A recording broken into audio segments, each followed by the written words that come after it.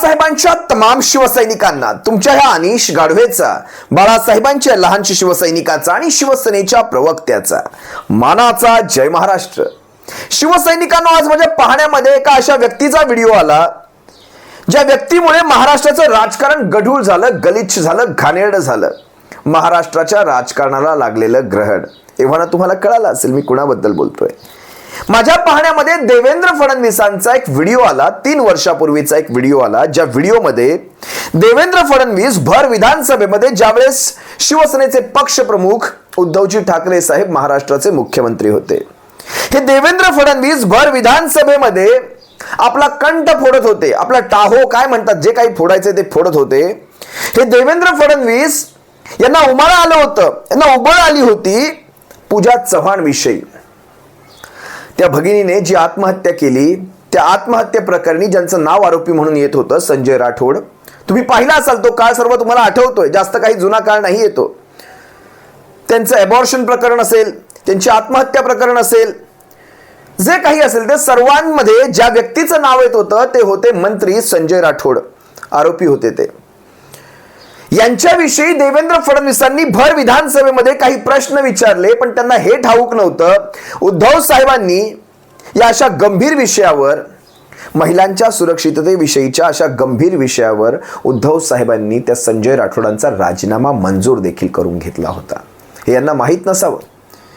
ते उद्धव साहेब आहेत, महाराष्ट्राचे शिवसेनेचे कुटुंब प्रमुख आहेत, त्यांना माहिती आहे काय करायचं.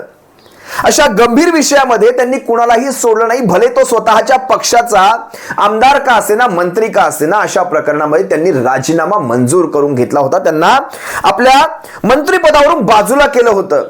लक्षात घ्या, हे असतं महाराष्ट्राविषयीचं आपलं नातं. तुम्ही एकदा देवेंद्र फडणवीसाचा हा कंठ फोडणारा व्हिडिओ पहा, ज्यांना उमाळा आलं होतं. चित्रातल्या वाघ वगैरे बाजूला राहू द्या सध्या. चित्रातल्या वाघ आपल्या नवऱ्याच्या त्या कथित आरोप झाल्यानंतर कशा प्रकारे वाघांचं ते शेळपट झालं होतं. चित्रातल्या वाघ कशा इकडून तिकडे नवऱ्यावरचे आरोप सिद्ध होऊ नये वगैरे वगैरे साठी लगेच इकडून तिकडे जे काही असेल ते. पण या देवेंद्र फडणवीसांनी जे काही आरोप केले त्या आरोपांचा तुम्ही हा एकदा व्हिडिओ पहा, त्याच्या पुढे मी माझं विश्लेषण करतो. आज अध्यक्ष महोदय, हे जे काही पूजा चव्हाण प्रकरण घडलं, 20 दिवस या प्रकरणाच्या संदर्भात कुठलीच कारवाई होत नाही. आपण बघा, 11 ऑडिओ क्लिप, 12 आल्यानंतर 12 ऑडिओ क्लिप, या ऑडिओ क्लिपमध्ये जेवढे पुरावे आहेत यापेक्षा जास्त पुरावे काय पाहिजे.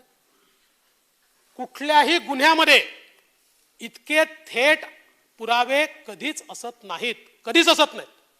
हे थेट पुरावे आहेत. आणि इतके थेट पुरावे असताना देखील जर तुमचे पोलीस काम करत नसतील, माझी तर मागणी आहे की त्या वानवाडी पोलीस स्टेशनचे ते जे काही पीआय आहेत त्यांना तात्काळ सस्पेंड केलं पाहिजे. अध्यक्ष महोदय, यवतमाळच्या घटनेचं जे काही त्या ठिकाणी मेडिकल कॉलेजमध्ये झालंय त्याची लिंक तुमच्याकडे आहे, सगळे टावर लोकेशन तुमच्याकडे आहे, कोण कुठे भेटलं याची माहिती तुमच्याकडे आहे, अरुणचा जबाब तुमच्याकडे आहे, या सगळ्या गोष्टी तुमच्याकडे आहे. हो हो हो हो पूजा चव्हाणला न्याय नको. ठीक, बोलणार बोलणार. अध्यक्ष महोदय,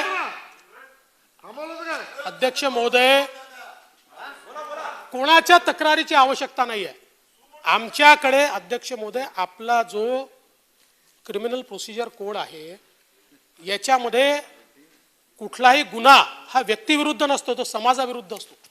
उद्या मला जर कोणी मारलं, समजा मला दादांनी म्हणजे दादा मारणार नाही मला, पण उद्या अच्छा हे दादा म्हणून तेही मारणार नाही, मला पूर्ण खात्री आहे. पण समजा मला हे दादा,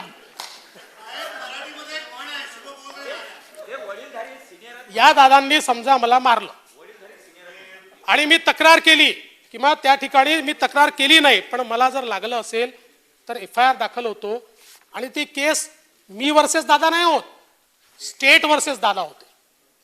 कारण कुठलाही क्रिमिनल ऑफेन्स हा समाजाच्या विरुद्ध, राज्याच्या विरुद्ध, स्टेटच्या विरुद्ध केला असतात. त्यांच्या आई वडिलांना कदाचित तक्रार दाखल करायची नसेल, ते दुःखात असतील, त्यांना असं वाटत असेल अजून बदनामी होईल. आता त्यांच्या एक कोणीतरी आजी आहेत, त्या आजी अजून काही आरोप करतात, म्हणून मी त्या आरोपात जाणार नाही, मला जायचं नाही आहे. किंबहुना त्यांचं जे पत्र आलं त्या पत्रावरचे सुवाच्य अक्षरं आणि त्याच्यावर टाकलेली तारीख याच्यातली विसंगती, या सगळ्या गोष्टीत मला जायचं नाही, आपण यात जाऊच नाही. पण अध्यक्ष महोदय, नाही पोलिसांना, पण अध्यक्ष महोदय 20-20 दिवस एक अशा प्रकारचा मृत्यू होतो, त्याच्यामध्ये एक संशयित अबॉर्शनची केस येते, जी पण इल्लिगली झालेलं. म्हणजे ती कोण आहे? पूजा राठोड, जिचं अबॉर्शन झालं. कोण आहे ती? कोण आहे ती? नांदेडचा पत्ता आहे. कसं तिला दाखल करून घेतलं? कोणी दाखल करून घेतलं? ज्याची ड्युटी नाही त्यांनी का दाखल केलं? ज्याची ड्युटी नाही त्यांनी का अबॉर्शन केलं? तो नांदेडचा पत्ता सापडत का नाहीये? कुठलेही कागदपत्र का मागितले नाही? हे सगळे प्रश्न या ठिकाणी उपस्थित होत आहेत. हे सगळे प्रश्न उपस्थित होत आहेत. आणि म्हणून अध्यक्ष महोदय, आमची या ठिकाणी एवढीच मागणी आहे की या संदर्भात PCPNDT ऍक्ट आहे, काही पाहिलं गेलं नाहीये, काही नाही. पण या ठिकाणी अध्यक्ष महोदय, आमची अपेक्षा एवढीच आहे, याची चौकशी झाली पाहिजे. आजही मुख्यमंत्री महोदय म्हणाले की राजीनामा फ्रेम करायला ठेवला नाहीये, पण ती वेगळी गोष्ट आहे अध्यक्ष महोदय. पण या ठिकाणी इतकी भयानक घटना आणि अशा प्रकारच्या ऑडिओ क्लिप्स असताना अध्यक्ष महोदय, तुम्हाला कदाचित वाचवून घ्याल, पण तुम्ही झोपू नाही शकणार रात्री, हे तुम्हाला सांगतो. रात्री झोप येणार नाही तुम्हाला.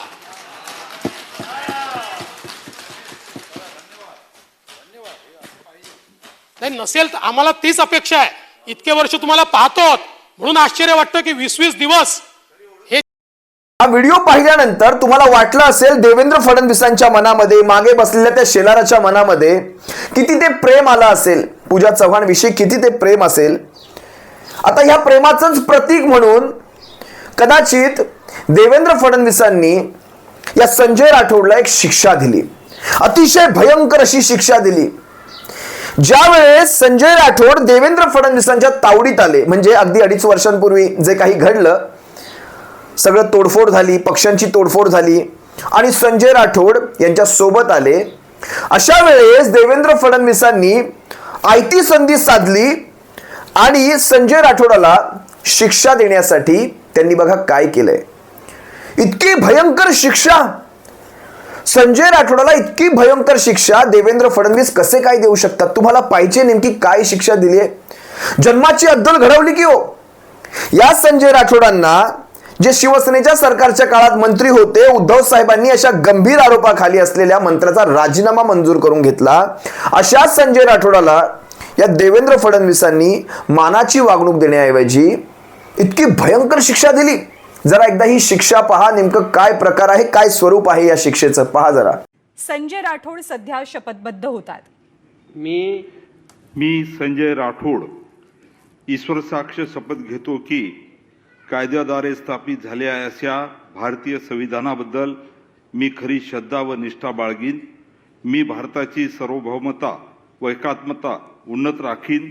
मी महाराष्ट्र राज्याचा मंत्री म्हणून माझी कामे निष्ठापूर्वक व शुद्ध बुद्धीने पार पाडीन आणि संविधान व कायदा यानुसार सर्व तऱ्हेच्या लोकांना मी निर्भयपणे व निष्पक्षपणे तसेच कोणत्याही विषयी ममत्व भाग किंवा आकर्ष न बाळगता न्याय वागणूक देईन.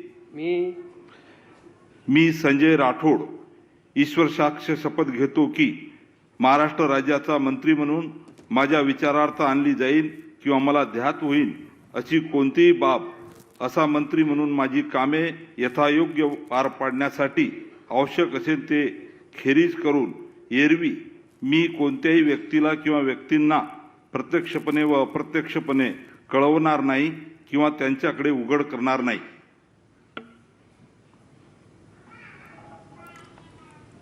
संजय राठोड दिग्रसचे आमदार, ठाकरे सरकारमध्ये वनमंत्री होते. एका प्रकरणात त्यांच्यावरती आरोप झाले. वनमंत्री पदाचा राजीनामा त्यांनी दिला, त्यामुळे यावेळेला त्यांचं नाव मंत्रिपदी पाहायला मिळतंय की नाही याची चर्चा कालपासून होती. पण आरोपांमुळे, भाजपच्याच आरोपांमुळे मंत्रिपद गमावलेल्या संजय राठोडांना आता भाजप आणि शिंदे गटानं स्थापन केलेल्या सरकारमध्ये कॅबिनेट मंत्रिपद दिलं जात आहे.